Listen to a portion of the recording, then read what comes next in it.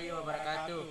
Alhamdulillah, puji dan puja syukur kita panjatkan atas karunia-Nya yang telah memberi kita kesehatan dan kesempatan sehingga kita bisa melakukan review wawancara pada hari ini.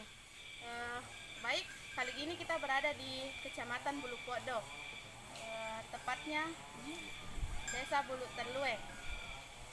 Sebelumnya izinkan kami memperkenalkan diri. Saya sendiri atas nama Armini Savitri dengan NIM 20011120005. Ya, saya sendiri atas nama Rusdiawan dengan NIM 20011120039. Ya, dengan saya sendiri Muhdarin dengan NIM 20011120029. Ya, saya atas nama Iqbal NIM 200112017. Baik, untuk mempersingkat waktu, langsung saja saya persilahkan Saudara Rusdiawan untuk memperkenalkan mengenai Kecamatan Bulu Podo itu sendiri. Ya, baik. Assalamualaikum warahmatullahi wabarakatuh. Salam. Ya, di sini saya akan menjelaskan mengenai kondisi wilayah yang ada di Kecamatan Bulu Podo, khususnya di Desa Bulu Terlue, Dusun Bulu-Bulu.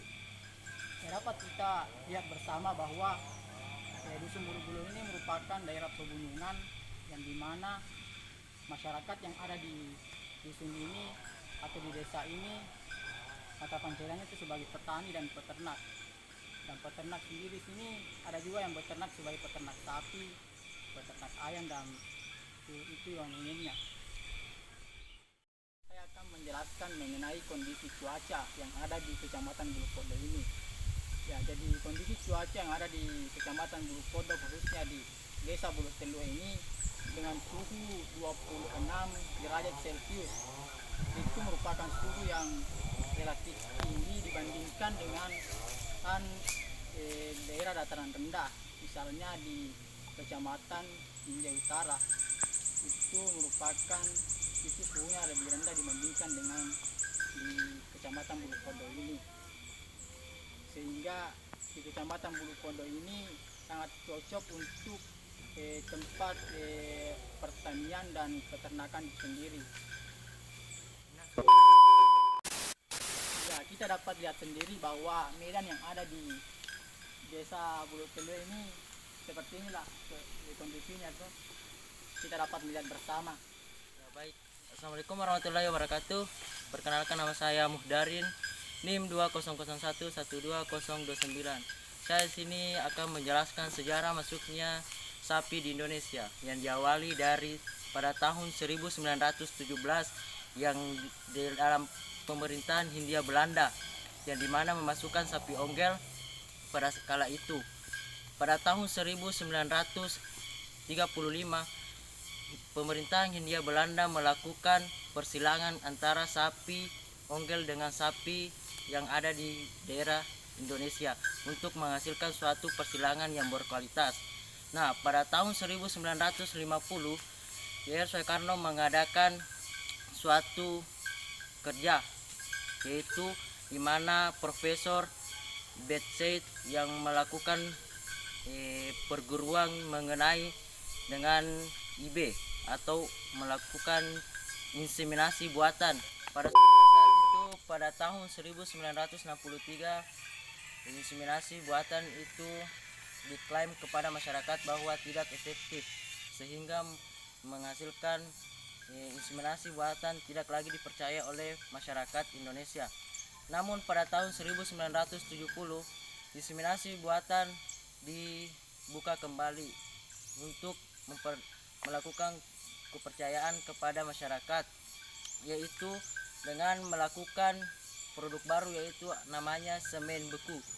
Semen adalah suatu sperma untuk memasukkan kepada sapi betina yang menghasilkan produk sapi unggul dan berkualitas. Ya, baik, di sini saya akan mewawancarai salah satu peternak sapi yang ada di Kecamatan Bulu Podo. Ya, langsung saja. Ya, pertanyaan saya begini, Pak. Sejak kapan Bapak mulai beternak sapi dan setelah tahun berapa itu? Ya. Kurang lebih 10 tahun. Ya, jadi 10 tahun. Iya. Baik Pak, saya akan bertanya mengenai sapi yang dipelihara. Makanan apa yang diberikan sapi ini Pak? Kemudian minumannya sama juga berapa takarannya? Kalau makanannya makanan rumpukanya namanya, yang minuman dengan dikasih minum dengan beda, dengan garam campur dengan itu. Berapa takarannya Pak? Berapa? Satu ember C yang besar itu. Ya, satu kali minum, kalau pagi sore kasih minum lagi, dua kali satu hari. Apa kendala Bapak selama beternak? Ya, kendalanya ini karena biasa saya juga di kelompok saya minta bantuan begitu, belum pernah ada sampai dengan saya. Ya biasa kalau kan apa itu manunya obatnya biasanya kalau kurus kena lama lama dia gemuk-gemuk lama sudah dipelihara. Gantung dari pakannya juga Pak. Kemudian itu ada juga beberapa vitamin dan tergantung dari cara untuk memelihara binatang hewan tersebut. Tergantung cara takaran makanannya sama minumannya. Intinya teratur makanannya. Oh begitu Bu. Iya. Baik Pak, gini Pak, kan Bapak saya lihat Bapak melakukan banyak kegiatan. Nah, apakah pada saat memelihara sapi ini seperti musim padi, bagaimana Bapak cara memberikannya kepada pakan ternak Bapak ini? Apakah bisa cukup 2 kali atau 1 hari 1 kali, bagaimana Pak? Kalau musim padi nggak pernah saya kasih makan itu batang padi, karena dia biasanya tidak suka kalau biasa makan rumput gajah. Kecuali kalau sapi yang tidak pernah makan rumput gajah, dia suka batang padi. Gitu ya. Tapi misalnya Pak, kalau rumput gajah yang ada di daerah ini sudah habis, dan bagaimana cara Bapak ini untuk melakukan pemberian pakan lagi agar sapinya bisa tumbuh dengan sehat, bagaimana Pak? Apakah ada persediaan khusus atau bagaimana? Tidak, kan kita sudah perkirakan memang, karena itu rumput kalau sudah dikasih makan, selesai kasih makan dipupuk lagi, jadi cepat pertumbuhannya, cepat besar lagi tuh rumput. Jadi memang baku sambung terus. Bila sapi Bapak ada yang sakit, apakah Bapak melakukan, apakah Bapak memberikan suntikan vitamin atau bagaimana? Saya hubungi dari peternakan, saya biasa saya suruh suntik. Jadi diberikan vitamin Dia kasih dia vitamin.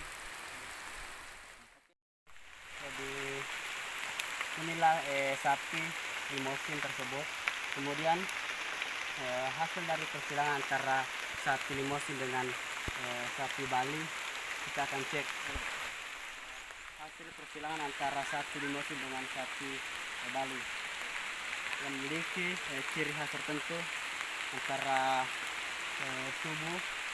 Misalnya kalau kita lihat dari ciri khasnya sapi, antara persilangan antara sapi Bali dengan sapi limosin, itu kepalanya agak memiliki warna yang cerah gitu. Kemudian kita lanjut ke sapi Bali.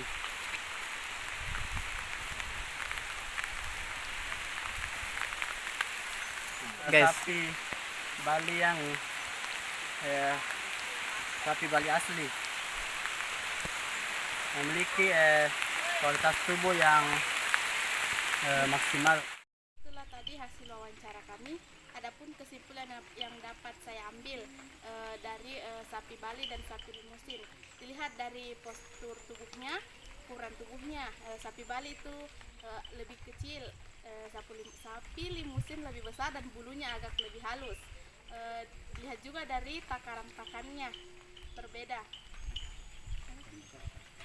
Sekian dan terima kasih. Itulah hasil wawancara dari kami. Hidup mahasiswa peternakan. Salam cinta dari ujung kandang. Assalamualaikum warahmatullahi wabarakatuh.